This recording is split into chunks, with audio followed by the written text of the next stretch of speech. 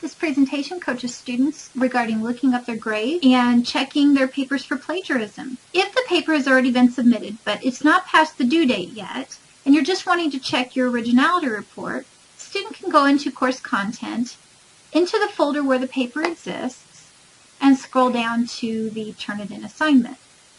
You can click on View Assignment, then My Submissions. The originality report will appear here. There's 15% on that.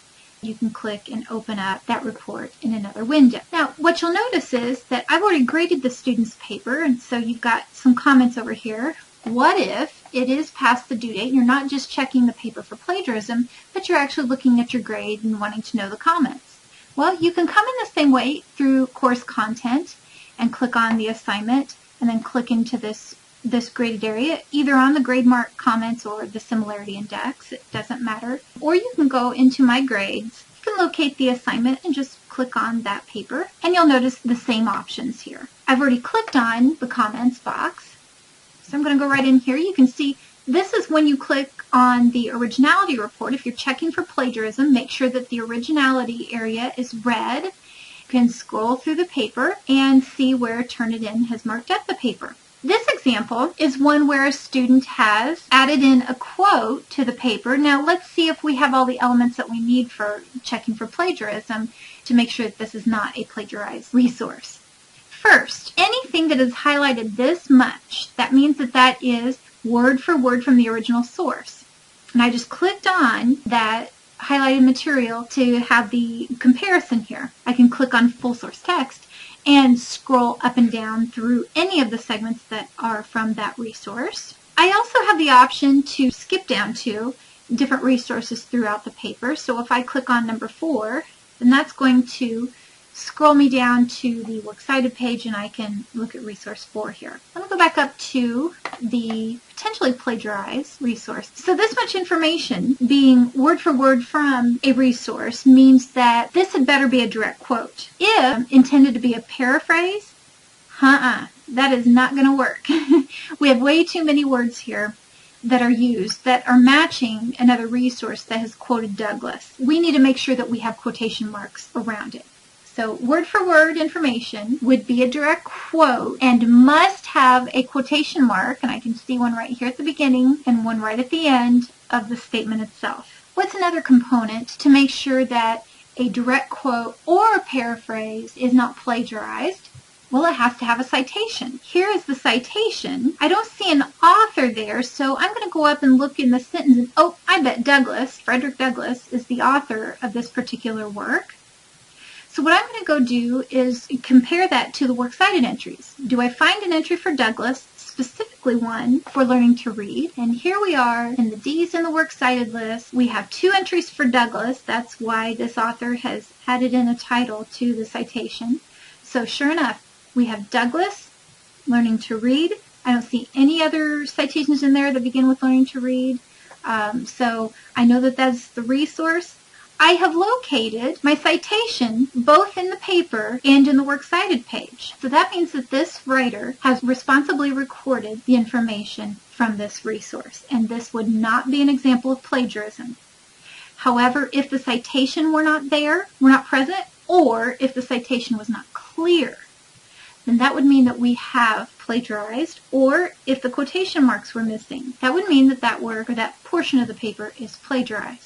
I'm hoping you're going to do it as a student is get in here, look at these reports, make the changes, and re-upload your paper. Once you've made a number of changes in it, I want you to re-upload and I want you to recheck it one more time to see what comes up. You will find that some of the information in the paper might appear to come from a similar source, and I have included small matches in the work that we're doing here with plagiarism evaluation. And what I would want to do is look up this resource. So again, if I click on the 18, I'm going to get the material from that source right here. And they're talking about women's rights and women's suffrage. I don't see Douglas in here. I might want to click on full source view, which will pop it up over here, just to make sure that I haven't inadvertently copied some information.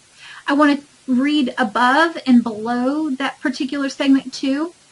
because what I have found is that students might not plagiarize the quote, but they might accidentally put in too much information around the material that's popping up as being plagiarized too. If everything checks out okay, just ignore this. But if you're really feeling as if some of the information is very similar to the resource, then make sure you go back in and paraphrase it. This particular resource, I'm going to exclude it. I'm not even going to worry about those little blobs because it has nothing to do with Douglas. It has nothing to do with women's suffrage, which is what the resource was coming up with. So we're going to just ignore that and move on to the next portion.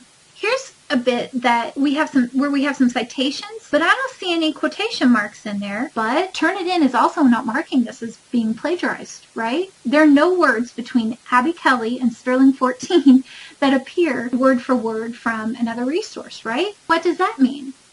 It means that this student has paraphrased this part from that resource very well. And so if this paraphrase is coming up as being clean, then I would move on to the next one and I would evaluate it. And I would pay attention to this. I would put that period outside of the parenthesis and make sure that I finished off my paragraph with my words. But in regard to paraphrasing, this section is pretty decently paraphrased. We're going to move on. Here we have another direct quote. Do we have quotation marks around it? Do we have a proper citation? Yes, we do. We're not going to worry about it, and we're going to move on. All right, so these are the things that I want you to do as you are going through your paper. I'm scrolling down to look at the works cited page. This resource right here has a lot of plagiarism with it. You know what? I hope it does. The works cited page is the one exception to the plagiarism rule in here.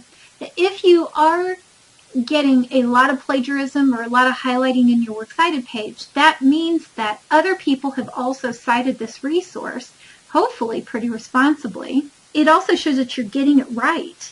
There's another database called Academic Search Premier by EBSCOhost, and this is just the Elite version. So that's the only reason why Elite is not highlighted. And then, of course, there was a different date of access for that article. That's why those parts aren't showing up. But what this means is that you're probably citing it pretty decently. Then we've got some issues. But for the most part, if your works cited page is relatively plagiarized, you're probably doing a good job with your citations. Here's one that breaks off a little earlier in the citation. Either this entry was cited in an APA article, or this student might be missing something. So I'm noticing that the number or the issue is not there, and that student would want to add that information into the citation. Well, now that you know how to read for plagiarism, I'm going to take you into the GradeMark area. So just click on the GradeMark button, and you will notice over to the right, some general comments appear. Now, in these general comments, you'll notice sometimes, not always, but sometimes, there will be a voice comment for you to click on. Sarah, I want to tell you that you have done a fantastic job on this paper. Sometimes you will have a voice comment, sometimes you will not. I try to give some good overall advice there. Usually you will have a text comment, or you will have a rubric to be able to click to and review. This particular one does not have a rubric. I've given my comments in the general comments area, so that'll be what this student is able to listen to and also to review. You want to scroll through the paper, and you'll notice that there are these highlights that are linked into comments. If you cursor over the comment, then you get to read the entire comment. Those will appear throughout the paper. You should absolutely look through here and see what comments I have added into the paper so that you can not just see why I evaluated this paper this way, but also what you can do on future papers. So when you're finished with the Turnitin view, you can just click out of that window and you're back into Blackboard and can move on to the next assignment.